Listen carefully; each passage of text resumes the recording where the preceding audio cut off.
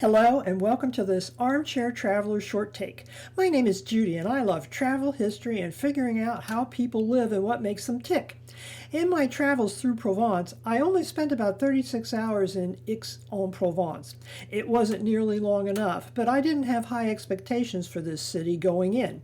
One of my travel guidebooks suggested that it was just a pretty city filled with rich people and stores, and shopping is not my long suit. It turned out to be far more. It provided a memory. I'm reasonably healthy and pretty sturdy, so I rarely become ill, but any traveler needs to be prepared to cope with any kind of emergency. I had started coughing pretty violently about a week before I arrived, just after my visit to Toulon. Other than that, I felt fine. Just an awful cough that would not go away. This was in May. I have spring allergies, so I assumed that was the cause. It turned out to be something far more serious, but I wouldn't figure that out for at least another 6 months. The local equivalent of Sudafed took care of the runny nose and the itchy eyes, but did not stop the cough. This morning, I had 3 items on my to-do list. I needed to visit a pharmacy for something to deal with the cough.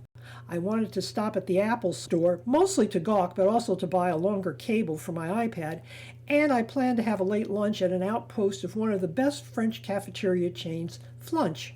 The pharmacy turned out to be no problem. This is just a photo of a random pharmacy located near my hotel and may not have been the one I actually visited. They're all marked with green signs like this one. Pharmacies work differently in France than they do in America.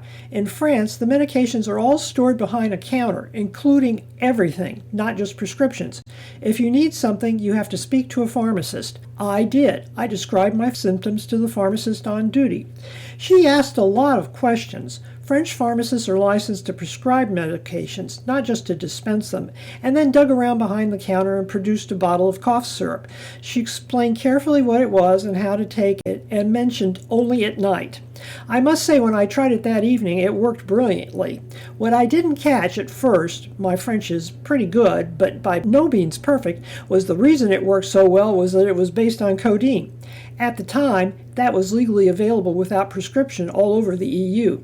Times changed. Today, pharmacists can't prescribe codeine-based cough syrups anymore. You have to go to a doctor. The pharmacy issue dealt with, I headed toward the Apple store.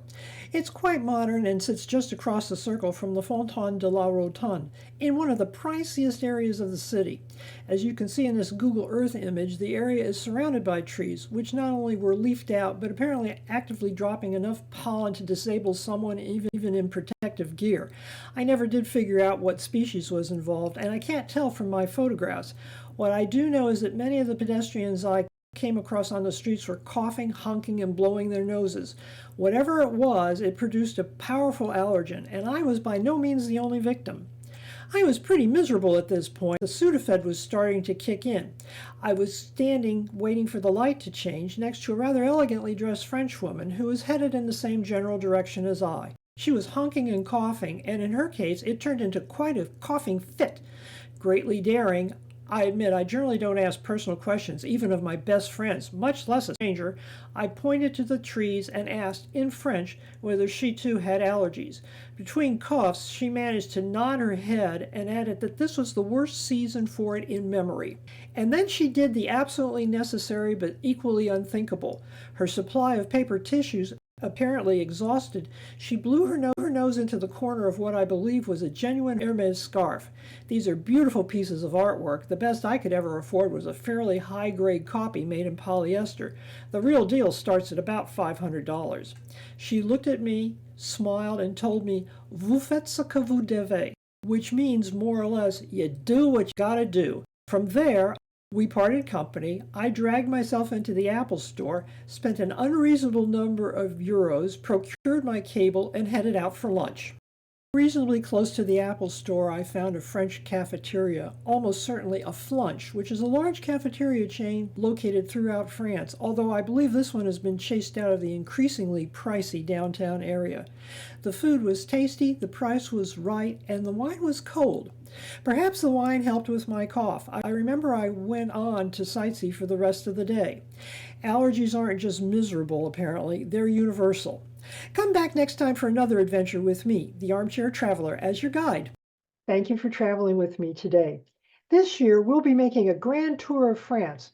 Not just the famous cities, although we'll hit them too, but some lesser known gems. The basis of all my French posts is my personal on the ground visits, extending over a period of more than half a century. I took a lot of pictures, I asked a lot of questions, and I tried to write down the answers. Things change, even in a puny human lifetime, and most French cities are considerably older than I am, so a great deal of research goes into each one of these presentations. Most of that work never makes it into the videos except as an incidental reference or a mention. You might wonder what happens to the rest of it.